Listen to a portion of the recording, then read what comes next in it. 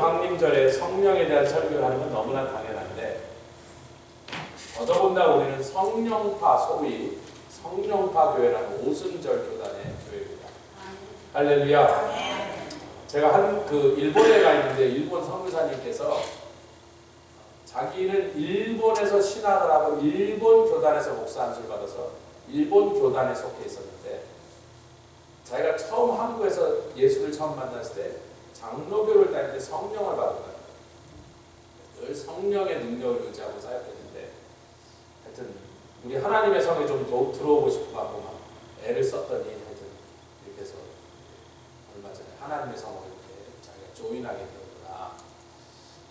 그러면서 하여튼 얼마나 성령 충만하시고 뜨겁게 이렇게 목회를 하시는지 일본 교회 성도들을 얼마나 훈련을 잘 시켰는지 난 우리 교회 재직들만 그랬으면 정말 교회에 충성하고 목사님 한마디 순종하는 얼마나 일사불란하게 저도 깜짝 숫자는 굉장히 적습니다. 근데 일본에서는 그 정도면 큰 교회래요.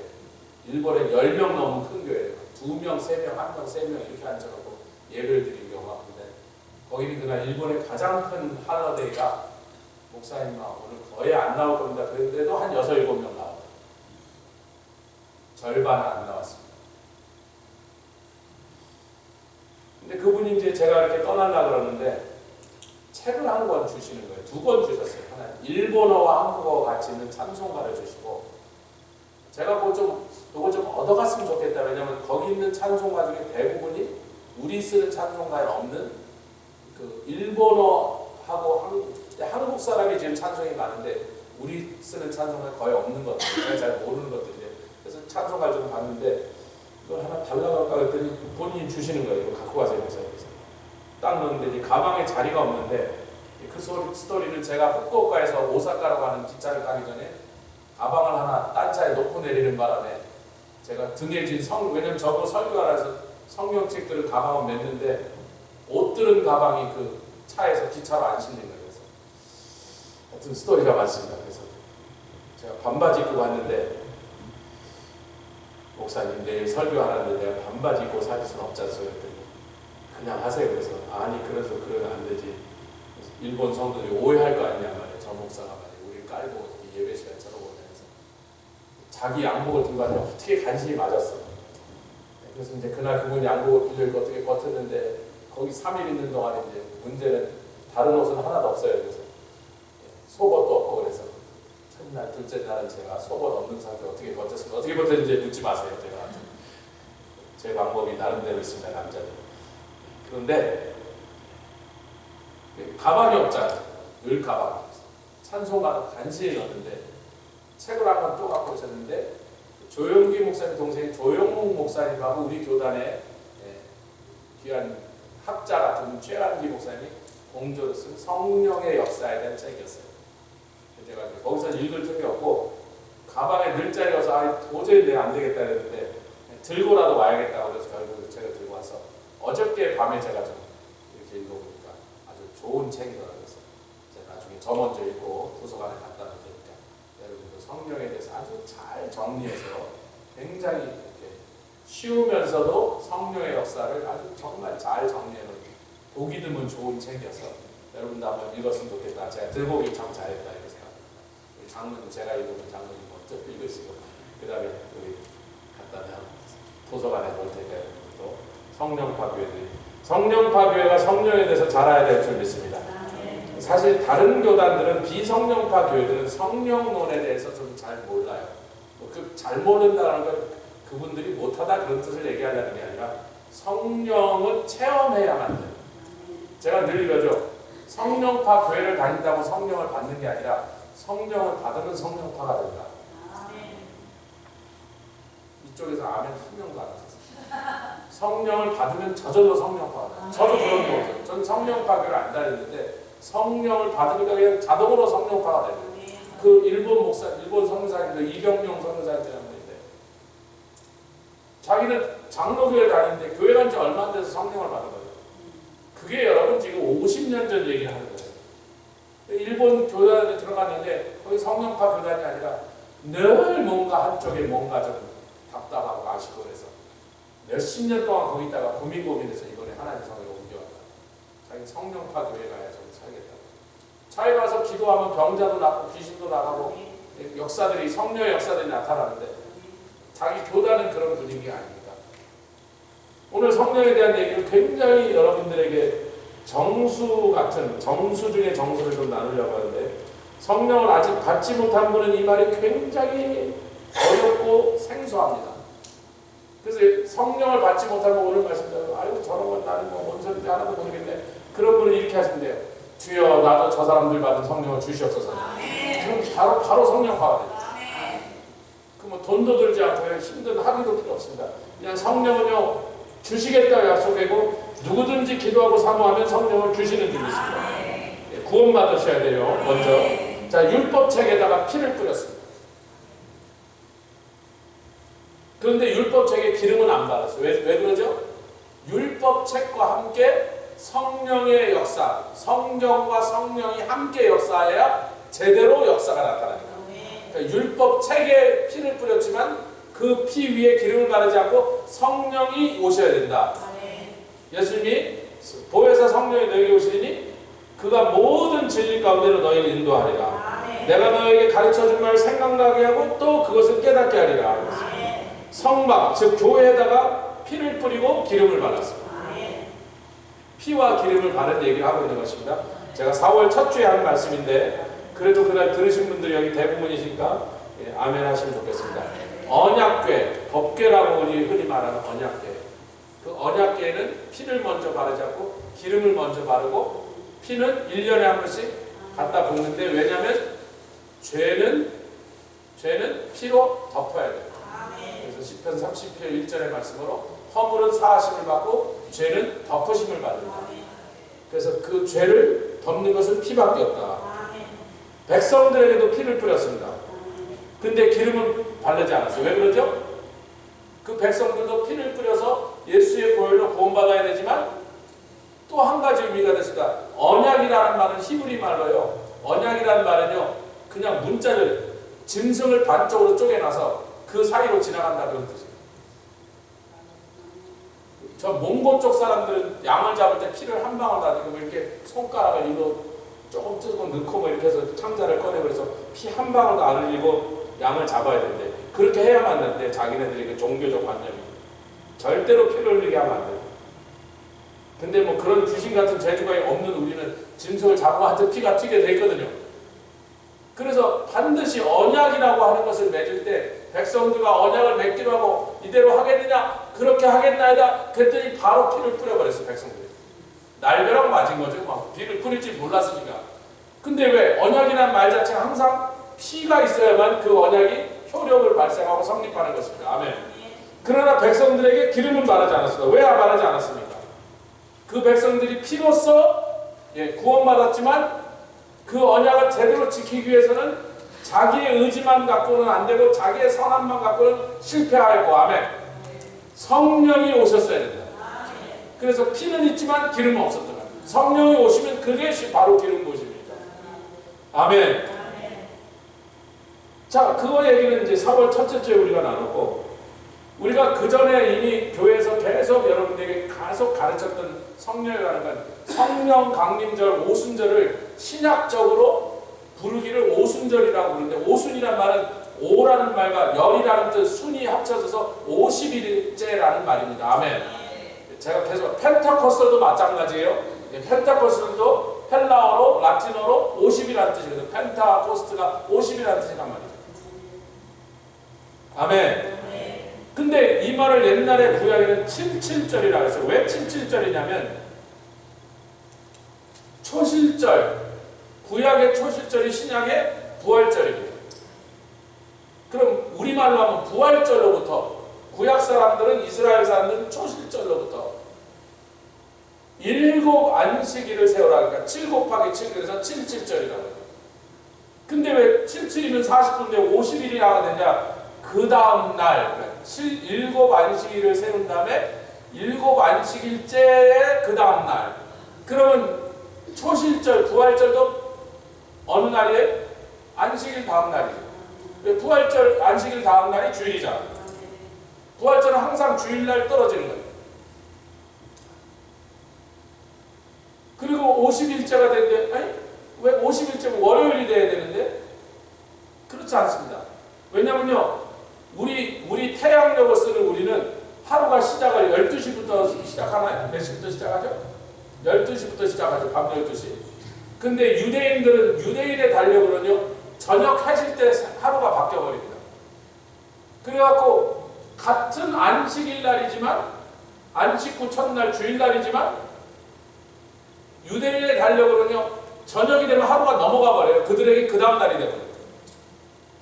그래서 부활절은 새벽에 일어났고 성령 강림절은 아마 저녁에 일어났지만 유대인의 달력으로 저녁 시간에 해가 떨어지고 나면 그 다음 날이 되고 안식 후 둘째 날이 되고 첫째 날이 아니고 저녁 시간 전 해지기 전까지는 안식 후 첫째 날이 아직도 유효한 거죠.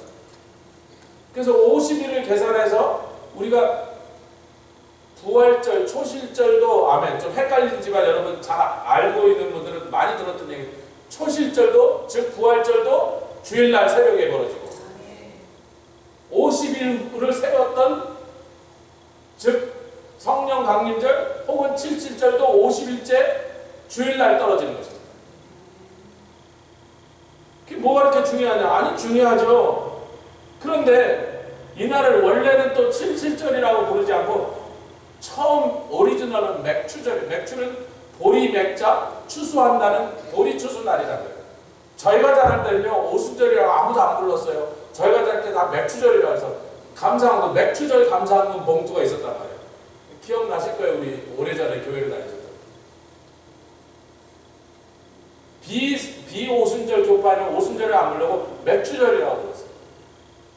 근데 그 보리 추수 날인데 레위기 23장에 보리 추수를 할 때 여러분 이게 이렇습니다. 초실절은요 영어로 보면 스탠딩 크랍이라고 해서 사람이 심지 않고 겨울 동안에 지가 저절로 싹이 나서 봄에 뭔가 나오는 그런 거 우리로 치면 나물 종류야 뭐 냉이 또 있죠 쑥 거시기 이것저것 봄에 막 민들레 엉겅퀴 그런 종류라는 거예요. 지가 혼자 심지 않았는데 나온 거. 그러니까 별 먹을 게 없어. 근데 놀라운 것은 겨울에 그 매서운 추위를 이기고 땅이나 얼어붙어서 그 땅 속에 아무것도 뭐가 자라지 않고 있었는데 분명히 아무것도 심지도 않았는데 다시 말하면 죽음인데 그곳에서 봄이 되니까 뭐가 하나 뚫고 올라오는데 그 놀라운 생명력이 예수님의 부활을 가리키는 거죠. 할렐루야. 그래서 부활절 날은 부활하신 분이 예수님 혼자밖에 없단 말이죠. 그래서 부활의 첫 열매가 되신 예수님을 우리가 부활절에 기념하는 것입니다. 근데 이 유대인에게 두 번째 추수가 있으니 그것이 바로 보리 추수인데 생각해 보십시오. 제가 캄보디아 갔는데 그 캄보디아 얘기는 금요일 날 오시면 제가 많이 들려드릴게요. 별별 얘기가 많은데 그걸 여기서는 못합니다. 주일날. 캄보디아 갔는데 제가 도착하기 일주일 전부터 캄보디아 선교사들이 목사님 너무너무 덥습니다 해서 나 인도도 가고 필리핀도 가니까 자꾸 덥다는 소리 그만하라고 반바지 입고 갈 테니까 반바지 입고 딱 갔는데 도착하니까 별로 안 덥네. 이동철 선교사님 별로 안 덥네. 온두라스보다 안 덥네. 그렇게 온두라스보다 안 덥네. 온두라스는 어젯밤 자정의 날씨 온도가 97도였습니다. 그래서 낮에는 105도 밤에는 97도인데 하도 에어컨을 틀어서 전기가 계속 나간다고 지금 이동철 선교사님 근심이다. 찜이 하나 와 있는데 계속 전기가 나가니까 온두라스보다 안 더운 거야. 그래서 이까짓 거가 왜 이렇게 자꾸 덥다 그래서 그랬더니 거기 있는 선교사들이 여러 명이 우리가 자기네들 중에 오래된 분은 30년 됐더라고요.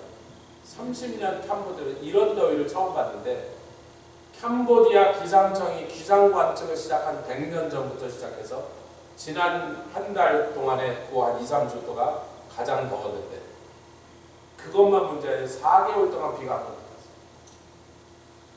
거기는 이모작을 합니다. 그래서 한 1, 2월 달에 벼를 심어갖고 5, 6월 달에 한 번 걷고 7, 8월에 또 심어서 11월, 12월에 걷어야 되는데 그래야 먹고 사는데 농부들이 시골에 가니까 아무것도 없어요. 그냥 공장도 없고 직장도 없고 가게도 없고 그냥 오로지 논밖에 없어요. 전부 논이에요. 그냥 집집마다 닭 몇 마리 뛰어다니고 소 한두 마리 있으면 부자인데 올 봄에 심어서야 될 쌀을 벼를 하나도 못 심었어요. 바짝 말랐는데 소가 먹을 게 없어서 전부 갈빗대 드셔야 돼. 제 다음 주에 사진을 좀 보여드릴게요. 금요일 날 오시면. 소 갈빗대 사진을, 소 속에 들어있는 갈빗대를 보게 생겼습니다. 갈빗대를 셀 수 있어요. 얼마나 많았는지. 4개월 동안 먹을 게 없는데. 사람도 먹을 게 없는데 무슨 짐승을 뭐 사주겠어요. 무서운 기근이 지금 4개월째 갔습니다. 근데 제가 도착하기 이틀 전부터 갑자기 시원해졌대요. 여러 나라에서 목사님 모시기 며칠 전까지 되게 더웠는데 갑자기 시원해졌지 몰라서 내가 기도 좀 했지. 여러분 생각해보세요. 겨울 내내 먹을 게 없다가 봄에 나온다는 걸 전부 뭐 땅에서 나온 나물 종류야. 그래도 이스라엘 사람들도 빵 먹는 문화입니다. 빵을 먹으려면 보리나 밀가루가 나와야 그걸 부숴서 빵을 만드는데, 보리빵, 밀가루빵, 어느 빵이든지 빵을 만들려면 곡식이 나와야 되는데, 겨울 내내 양식이 떨어졌다가 풀 뜯어 먹다가, 아니면 그냥 겨울에 저장했던 거 뭐 대추 이런 거 먹다가 봄에 맥추절 날 처음으로 이제 보리 추수한 것을 거두는 것입니다. 근데 레위기 23장에 뭐라 그러냐면 그 유명한 게 글릴링 로라 그러죠. 이게 뭐예요? 반 모퉁이의 곡식을, 그날이 무슨 날이다? 성령 오시는 오수전 날이니, 너희가 성령을 받은 사람이라면 너희가 수고해서 첫 번째 수확하는 그 곡식이라 할지라도, 그렇게 귀한 곡식이라 할지라도 지나가는 나그네와 가난한 사람들을 위하여 반 모퉁이에 그냥 남겨두고 다 거두지 마라. 아멘. 이것을 성령 오신 날 벌써 보니까 어떻게 나타나다, 사람들마다 자기 것을 자기 것이라고 교회 갖고 와서 다 통용하고, 가난한 사람도 그냥 아무 생각 없이 와도 그 사람들이 드린 그 음식을 같이 먹더라.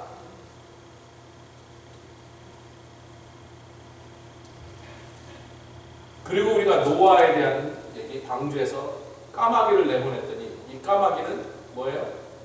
지가 살 수 없으니까 돌아오더니 지가 살만한 땅을 발견하니까 안 돌아왔어. 근데 비둘기도 내보냈더니 살 수 없으니까 돌아왔는데, 그 다음에 두 번째는 살 수 있는 땅을 발견했는데도 입에 감람 이파리, 그것도 새로 돋아난 감람수를 입에 물고 돌아왔습니다. 그래서 옛날부터 비둘기는 소식을 전하는 전석으로 사용됐다. 아멘. 소식을 전하는데 기쁜 소식이에요. 어떤 기쁜 소식이에요? 노아의 홍수가 나고 온 세상이 물로 300일 넘게 덮였다가 드디어 281일째 되는 날 비둘기가 이파리를 몰고 왔는데 감람 이파리다. 여러 이파리도 있는데 감람 이파리를 몰고 왔다. 자, 노아의 가족이 8명이 방주에 탔다는 얘기를 창세기에도 8명이라고 다시 강조하고 히브리서에도 8명이라고 다시 강조하는데, 여러분 보세요. 아니 노아하고 마누라하고 아들 셋하고 아들 셋에 며느리 셋이면 뭐 아무 소리 없어도 8명이라고 너무 뻔한데 왜 성경이 8명이라고 계속 강조하고 있는가? 8이라는 숫자는 새로운 사이클의 시작이다. 그게 유대인들이 갖고 있는 8이라는 숫자에서 얻는 느낌이에요. 8이라는 숫자가 강조되든 새로. 자, 그럼 어떤 사이클이 시작됐느냐, 이 얘기를 지금 오늘 메시지가 여기서부터 시작하는데 벌써 여기까지 하는데 15분을 썼습니다. 주여. 자, 좀 올려주세요.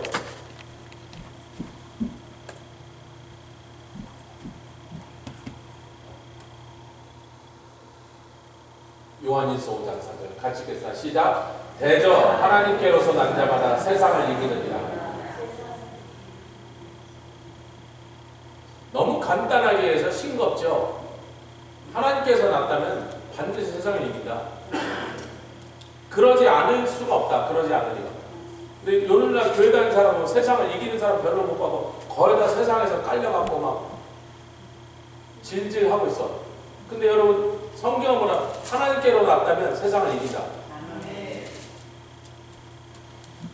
세상을 계속 있습니다. 세상을 이긴 이금은 이것이니 뭐 대단한 게 아니라 그냥 우리의 믿음이니라. 근데 믿음이라는 건 항상 대상이 있죠. 뭘 믿느냐, 누굴 믿느냐예요. 제가 김남희 권사님 믿는다 이래야지 그냥 믿습니다 그러면 안 되죠. 김남희 권사님 전 믿어요. 뭐 그래야지 대상이 있어야 될 거냐. 그래야 믿음이라는 것이 설명되거든요.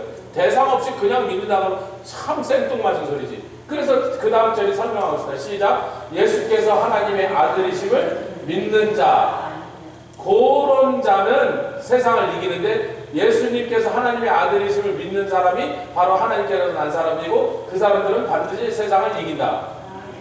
예수께서 하나님의 아들이심을 믿는 자가 아니면 누가 제 아무리 누구라도 세상을 이길 능력이 있겠느냐?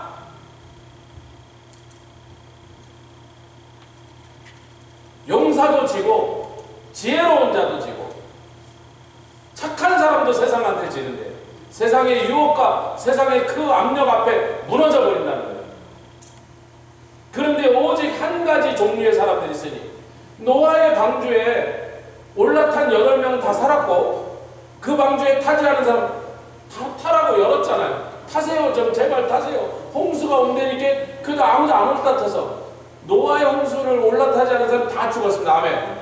그래서 이제 노아 홍수에 8명이 살았는데, 그리고 방주에 이제 물이 내려가서 쭉 해서 비둘기가 오고 좀 지나다 보니까 땅이 마른 게 보니까 노아의 8명이 방주문을 열고 나왔습니다. 짐승들과. 그리고 이 짐승들도 새롭게 지구에 생명을 덮기 시작했고, 그런데 노아의 가족은 8명밖에 없어서, 그 8명이 어떤 사람이라고 성경은 지금 얘기하고 싶은 거냐면, 하나님께로 난 자가 돼서 예수께서 하나님의 아들이심을 믿는 믿음으로 세상을 이기는 그 새로운 인류의 시작이 되었다는 거예요.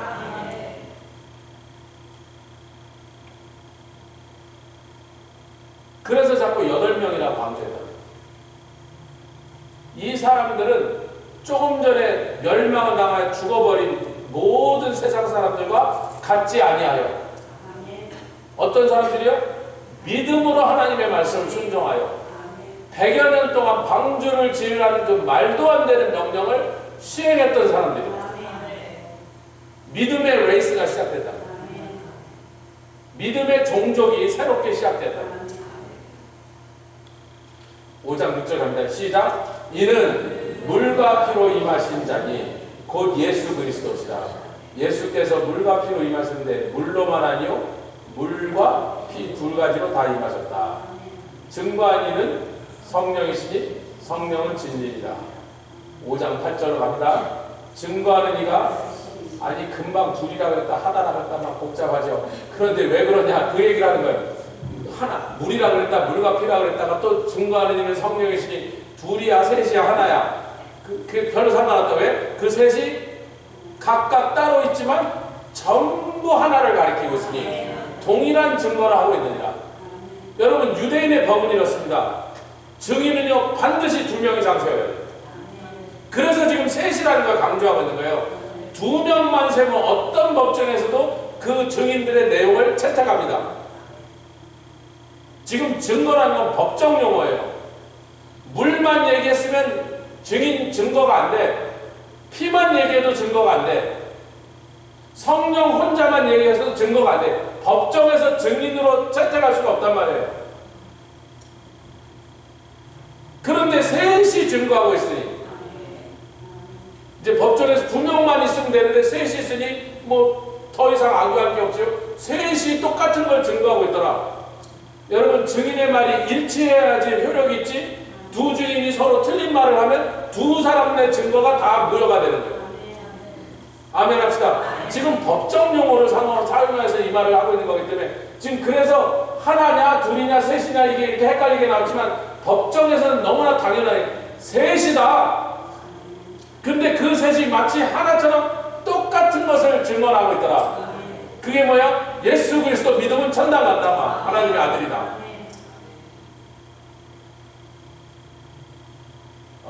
자, 시작. 만약 우리가 사람들의 증거를 받을지세. 와니가 몇 주 전에 제가 밑에 있는데 프로즌 커스터드를 사왔어요. 근데 너무나 맛있더라고요. 와니야, 이 프로즌 커스터드가 너무 맛있다 그랬더니, 예, 저는 종종 갔습니다. 너 여기 간 지가 몇 년 됐니? 몇 년 됐니? 그 몇 년 가면서 목사님 한 번도 안 사왔어요. 어디야? 그래서 그랬더니 저 뒤에 맥도날드에 있대. 제가 몇 달 전에 들었는데 어저께 갑자기 거기가 생각나서 오늘 예배 끝나면 제가 거기 가서 프로즌 커스터드 사다 우리 집 식구가 퍼먹을 거예요. 전 맥도날드에 있다고 말하는 마니의 말을 전 믿어요. 사람의 말도 믿을 만한 말은 믿을 수 있잖아요. 그런데 사람의 증거도 법정에서 둘만 있으면 채택하는데 성령이 증거하시고, 아멘.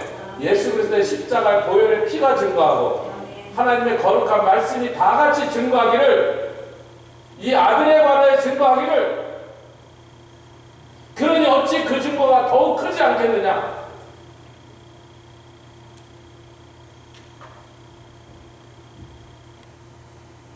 여러분, 제가 목사 노릇을 하다 보니까 수많은 사람들이 저에게 와서 이래요. 목사님, 제가 예수를 믿고 구원받았는데 그 후로 신앙생활 하다가 어떻게 넘어져갖고 자빠져갖고 제가 큰 죄를 짓고 막 죄송하고 창피하고 아유 교회도 못 나가겠고 내가 이 죄를 지은 걸 어떻게 할 수가 없습니다. 나 같은 놈은 교회를 어떻게 다시 가겠습니까?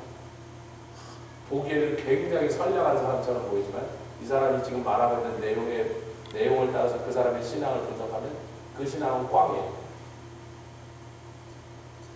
우리가 구원받은 다음에도 안 지으면 좋겠지만 죄를 또 져요. 아멘 안 하시는 분들 사기치려고.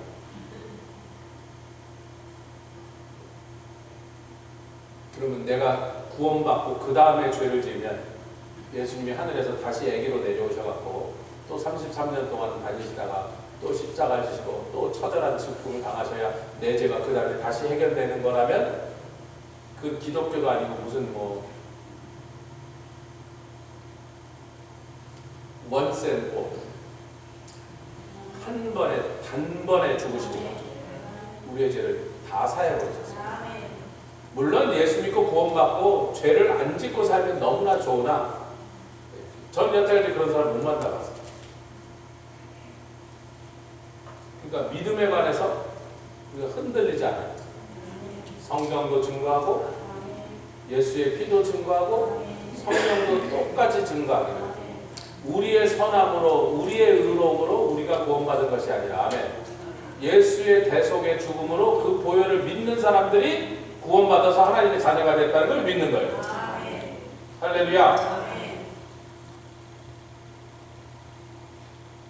예수님이 감람산으로 나가기 전에 마가의 다락방에서 최후의 만찬을 하시고 요한복음 17장 대제사장의 기도를 올렸습니다. 그 기도에서 뭐라고 그러냐면 영화롭게 하신 하나님, 나도 하나님을 영화롭게 하니 영광을 같이 나누고 우리가 나눈 영광을 나에게 주신 영광을 나를 믿는 이 사람들에게도 내가 벌써 나눠줬습니다.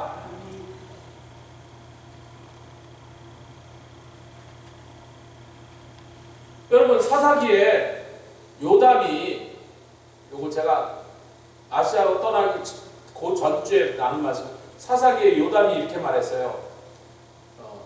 아비멜렉과 세겜 사람들이 자기 아버지의 낳은 아들 자기의 형제를 다 죽인 다음에 이 세겜 사람들아 이 무지한 인간들아 그러면서 비유를 베풀면서 나무에 대해서 네 가지 나무를 얘기죠.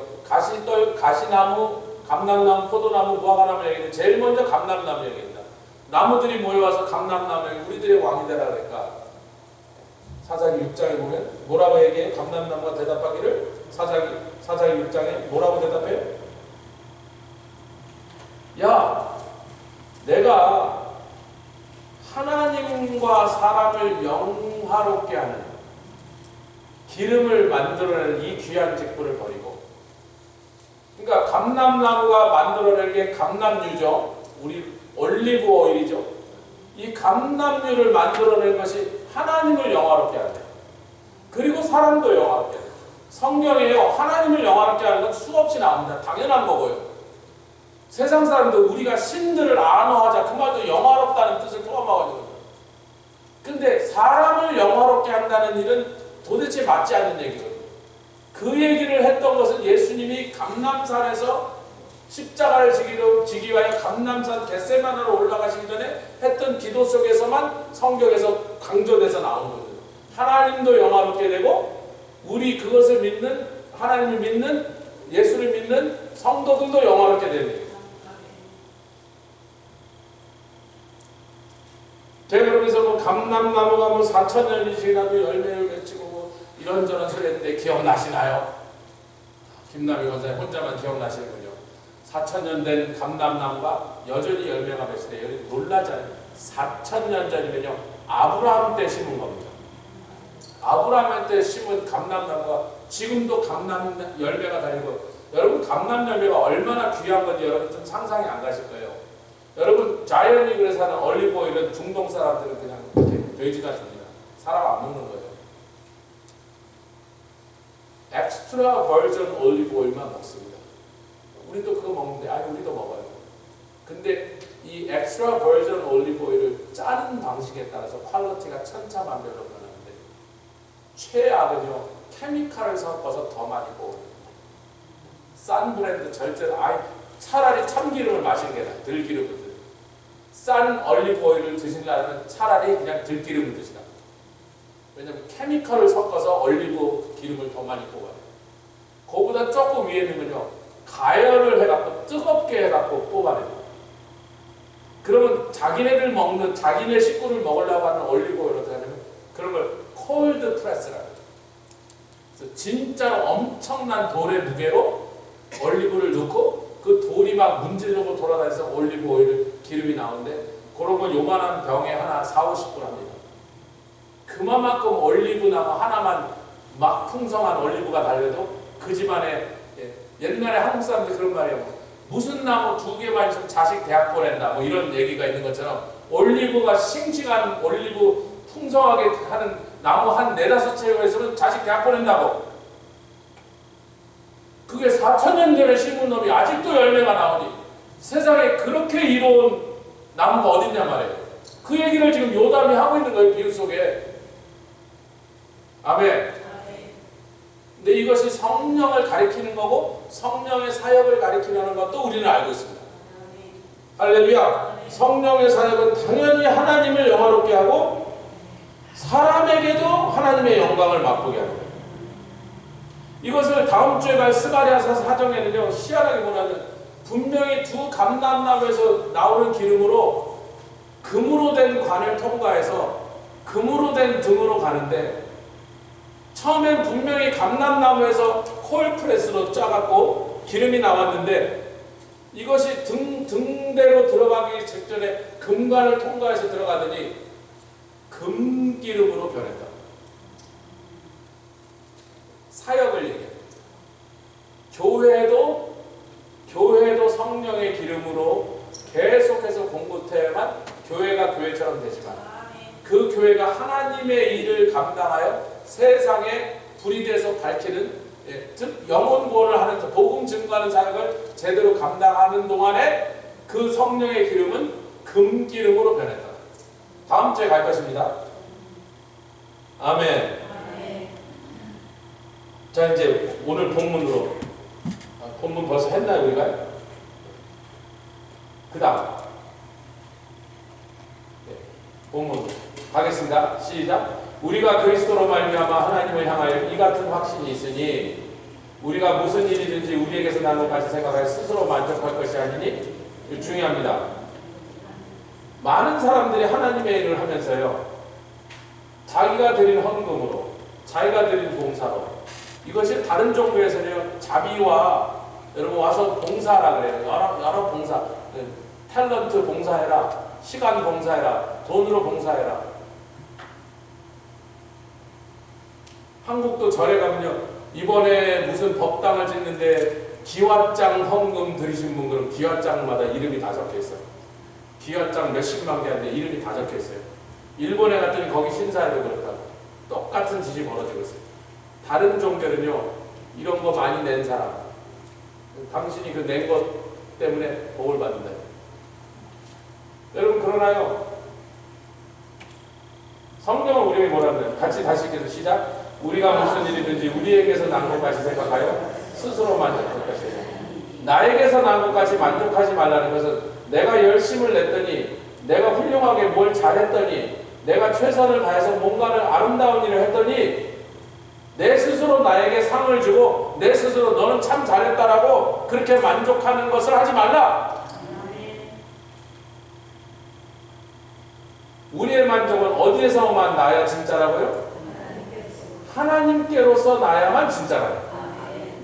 다시 말하면 하나님이 기뻐하시고 너로 인하여 내가 기쁘다. 너의 재물을 내가 받았다. 그래야지 진짜 그것을 통하여 우리가 만족합니다. 하나님이 만족하셨을 때 우리에게 만족을 주신다는 거예요. 하나님께로서 난 만족이 아니라면 좀 조심하세요. 그런 말. 내가 한 일에 대해서 내 스스로 만족하는 일이 굉장히 좋아 보이나 위험한 일이 될 수 있다. 계속 읽습니다. 시작. 저가 또 우리로 새 언약의 일꾼에게 만족해 하셨으니, 새 언약의 일꾼입니다. 의문으로 하지 않고, 이거 어려운 말인데 영어로 하면 굉장히 쓰나 레러라고 했어요. 레러는 율법을 가리키고 있습니다. 그래서 율법으로 사람을 살리지 못하니 율법은 죽이는 것이요 영은 살리는 것이요.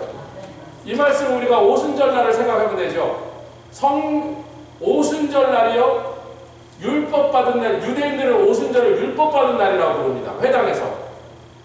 그 말은 뭐냐면 그들은요 성령 강림 오순절날, 자기네들이 나중에 오순절로 지키게 된 날, 근데 아직 오순절이 생기기 전에 시내산에서 모세가 올라와서 율법을 돌비를 받아, 십계명 돌비를 받아 내려온 날이 바로 성령 받은 날이라고 그들은 그렇게 믿고 있어요. 랍비들이 그렇게 회당에서 가르치는 거예요. 우리는 몰랐어요. 그렇게 부르는지. 율법 받은 날이라고 불러요. 성령 강림들은. 근데 보세요. 그 말을 따르면요 모세가 산 위에서 돌비를 받았었다. 십계명이 생기죠. 영어로 보신 분들도 있죠. 그 내용도 상당히 그래도 성경과 비슷한 내용이니까 괜찮아요. 들고 내려오는데 시내산이 얼마나 높은 산인지, 백두산보다 훨씬 높은 산이거든요. 거기를 80살 난 노인이 돌로 된 비를 들고 막, 아이고 세상에, 그걸 들고 내리는데 그게 쉬웠을 거예요 여러분? 돌비를 두 팔로 안고 내려오는 게? 막 내려오는데 밑에서 막 이상한 소리가 나니까 금송아지 말고 거기서 막 음란한 파티가 벌어지고 우상 숭배하는 일에 모세가 얼마나 분한지 그동안 이 무거운 돌비를 들고 내려온 자기의 고생이 너무 분해서 확 던져버렸어. 너희는 이것을 받을 자격이 없다. 개발의 편자. 그리고 내려오더니 뭐라요? 누구든지 여호와의 편에는 각각 허리에 칼을 차고 나오라. 그래서 레위 족속에 나오니까 진을 다니면서 네 친척이고 친구나 쳐라 그랬더니 그날 몇 명이 죽었다고 성경에 기록하고 있습니다. 아니 빨리 얘기하세요 좀 제발. 몇 명이 죽었어요? 몇 명? 3,000명이 죽었죠. 그것이 뭘 가르치려고 3,000명이라고 기록하고 있습니다. 의무는 죽이는 것이 율법 받은 날 그 율법을 받으면서 3,000명이 죽었느냐. 근데 성령 오신 날 몇 명이 구원받았어요? 3,000명이 구원받았어요. 의무는 율법은 죽이는 것이요 영은 살리는 것입니다. 그래서 영의 직분을 받은 우리는 새 언약의 일꾼이 됩니다. 할렐루야. 돌에 써서 새긴 죽게 하는 의문의 직분. 여러분 율법에 나쁜 말이 써 있습니까? 율법의 말이 헛된 말입니까? 그러나 아무리 의로운 율법도 그것을 지키지 못하는 사람의 오히려 정죄하는, 그 사람이 벌을 받는 근거가 되어버렸으니 결국은 그 사람이 죽게 만들어진대요. 그래서 3,000명 죽는 것으로 율법은 죽는다는 그 영적 원리를 우리에게 말씀하신 것입니다. 근데 그 율법이 그 자체는 의로운 것이지만 인간의 연약함으로 지키지 못하여 죽음을 가져왔으나 성령을 받으면 그 율법도 우리에게 의롭게 쓰여지고 우리에게 유익하게 하는 것이 되었다는 것입니다. 할렐루야. 모세 얼굴에 없어질 영광이나 계속 읽다 시작. 모세 얼굴에 없어질 영광이나 그 얼굴을 주목하지 못하였거든. 시내산에 모세가 올라갔다 내려올 때마다 그 얼굴이 너무나 빛나는데 하나님의 영광이 그에게 채워져서 내려오니까 사람들이 감히 마주보지 못하여 수건으로 좀 제발 싸라 그랬습니다. 여러분 이것도 왜 그래요? 처음 받은 법인데 그 법의 내용은 보통 사람들이 이해하기엔 너무나 어렵고 이상한 내용들이 써있으니까 이스라엘 백성 그 말도 안 되는 소리 우리한테 하지 마시오. 그러면 뭐 모세가 어떻게 하겠어요? 근데 모세가 바다라고 올라갔다 내려올 때마다 그 얼굴에 하늘의 위엄이 빛나니까 모두 두려워하여 꼼짝 못하고 그 말씀을 지키겠다고 한 것입니다. 그런 효과가 있었던 거죠. 그런데 성경의 기서가 우리에게 뭐라고 말하냐면 하물며 영의 직분이 더욱 영광이 있지 아니하겠느냐. 아멘. 갑자기 어느 순간부터 안 읽기 시작했는데 3장 17절로 넘어갑니다. 그래서 시작. 주는 영이시니 주의 영이 계신 곳에는 자유함이 있느니라. 이 자유케 하시는 사역에 우리를 불러서 영의 직분을 맡기셨다. 즉 살리는 일을 맡기셨다. 더 쉽게 얘기하면 복음 증거하는 일 맡깁니다. 그 사람들 누구냐? 하나님의 아들 예수 그리스도가 하나님의 아들인 것을 믿어서 세상을 이기는 믿음으로 살아가는 새로운 족속. 저와요. 옆에 계세요. 우리는 새 족속입니다. 이쪽에서는 아직도 한 사람도 안 했어요. 다시 하겠습니다. 우리는 새 족속이다. 우리는 믿음으로 사는 인간들.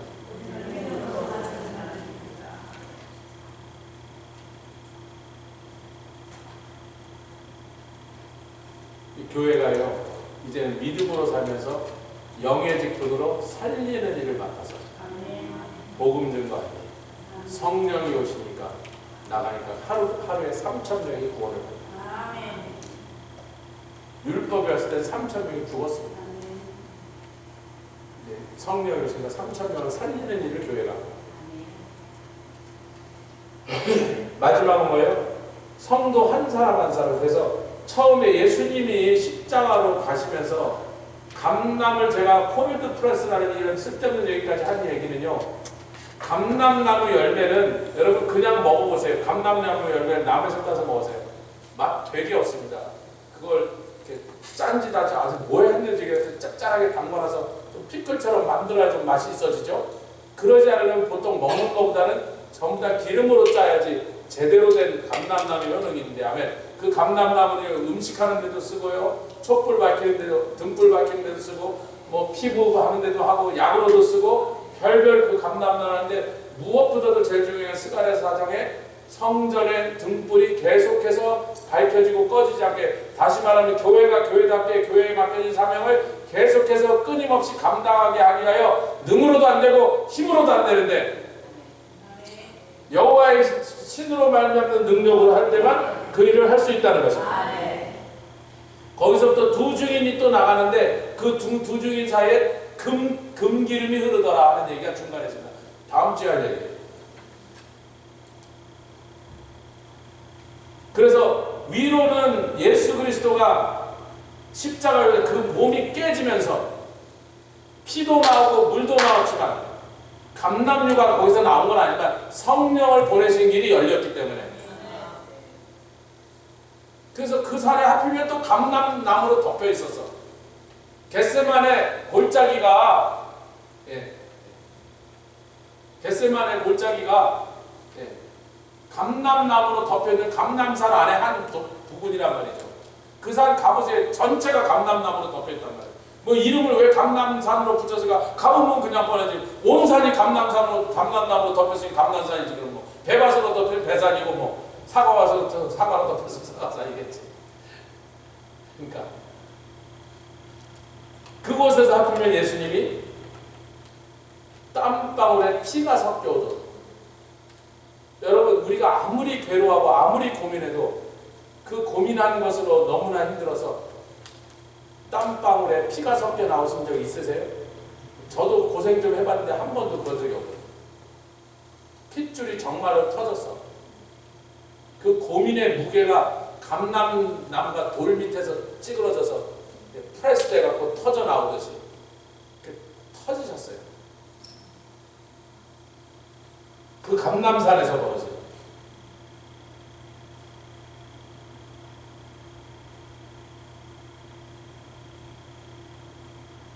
자, 우리의 성도 한 사람 한 사람. 그래서 복음을 들고 온 세대를 살리는 역사, 영의 직분을 얘기하면서 우리 한 사람 한 사람에게는 어떤 일이 일어나냐. 자, 히브리서 13장 20절. 제가 이 말씀을 여러 번 강조하겠습니다. 자, 13장 20절과 21절 사이에 성령이 있다고 제가 미리 말씀드렸지만 그 얘기를 우리가 보겠습니다. 시작. 양의 큰 목자이신 우리 주 예수를 영원한 언약의 피로 죽은 자 가운데서 지금 분명히 예수님의 부활을 말하고 있죠. 예수님의 부활을 지금 언급하고 있는 거 맞죠? 죽은 자 가운데서 다시 살려서 이끌어내신 부활의 사건을 이루신 평강의 하나님이 그 다음에 성령 얘기는 없이 바로 그 다음으로 넘어가서 모든 선한 일에 예수를 믿어서 우리를 온전케 하사, 온전케 된 신앙이 뭐하냐면 하나님의 뜻을 행하게 하시는 거랍니다. 이거는 자원하는 사람이 하는 거란 말이에요. 이거는 스스로 그렇게 하기를 원하여 자기 삶을 드리고 기쁜 마음으로 그 일을 하겠다는 사람을 얘기하는 거죠. 근데 그 힘이 부족하더라고요. 완벽하게 하나님 뜻대로 이루어내지 못하더라고요. 우리가 노력해도, 우리가 애써도, 우리가 최선을 다해도 하나님이 원하시는 만큼 그 일을 해드리지 못하더라고요. 그 안타까운 상태에서 성령으로 말미암아 그것을 하게 하시는데, 성령이 오시면, 요 얘기는 여기 없지만 이 중간에 계세요.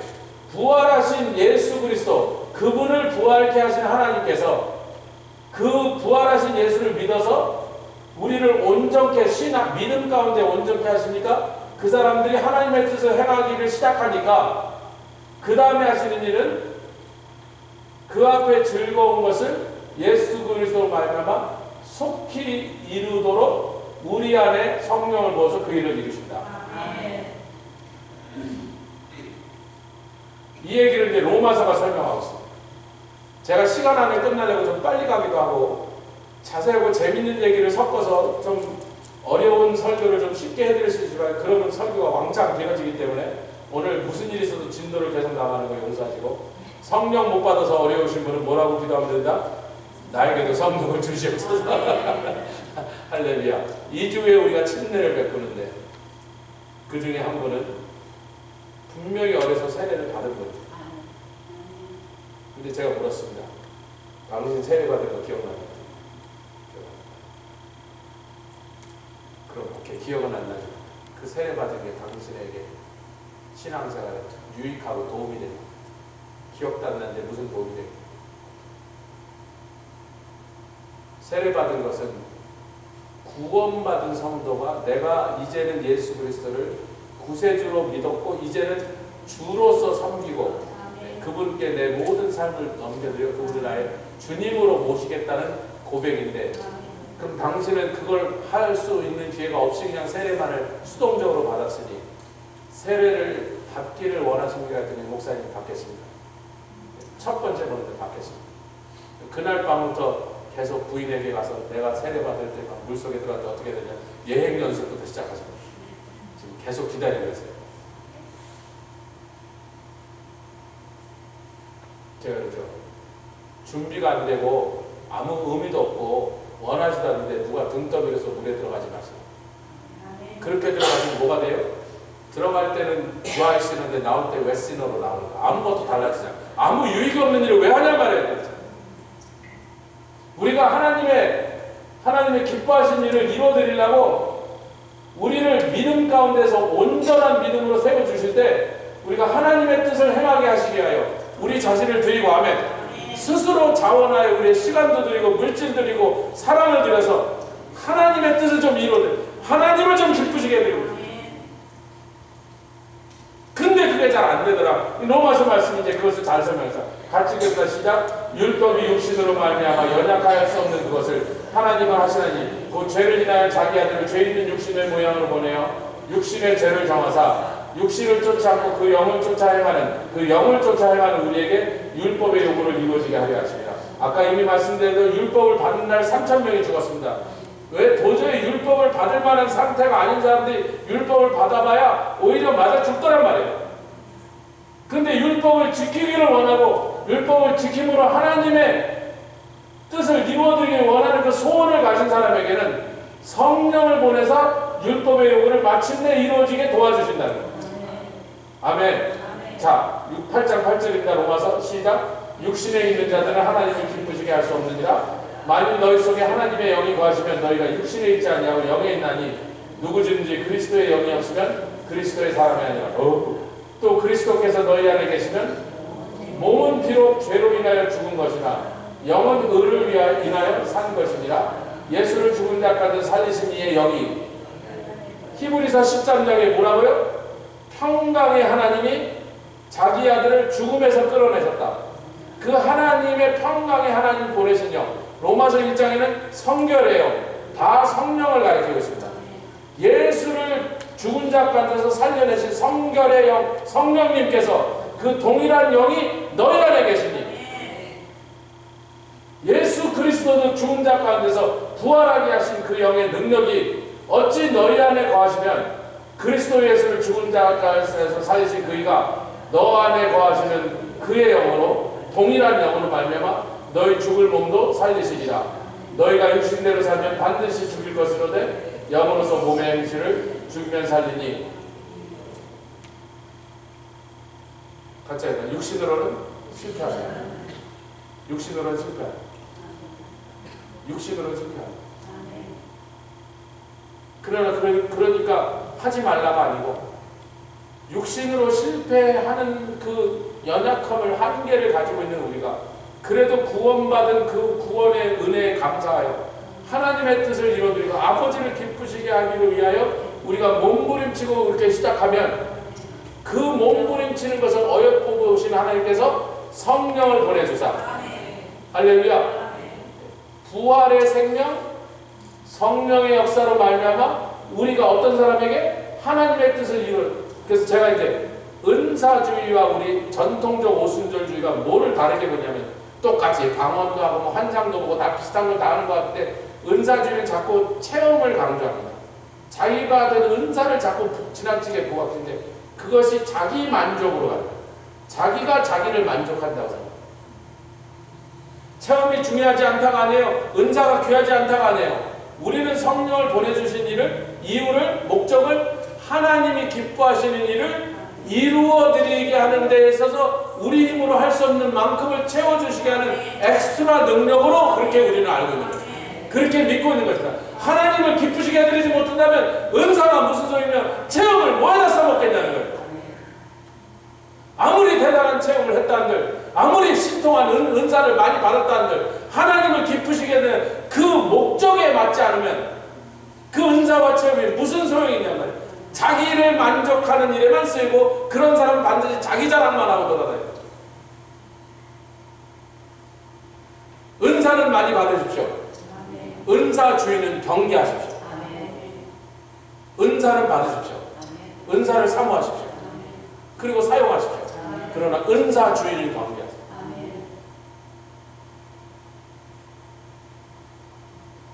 그래서 이제 마지막으로 있습니다. 이제 사도 바울이 요즘으로 치면 박사학위를 대여섯 가지고 있는 대단한 석학이었죠. 그가 가지고 있는 지혜나 지식이 얼마나 대단한지, 뭐 그 당대 최고의 지혜를 가진 사람이라 할 수 있는데 그 사도 바울이 지금 하는 말입니다. 이 로마서를 쓴 사람이니까 시작. 이 은혜는 곧 나 사도 바울로 하여금 이방인을 위하여 그리스도 예수의 일꾼이 되어 하나님의 복음의 제사장 직무를 하게 하사. 아까 우리는 영의 직분을 하게 하사. 여기 복음의 제사장 직무를 하게 하사.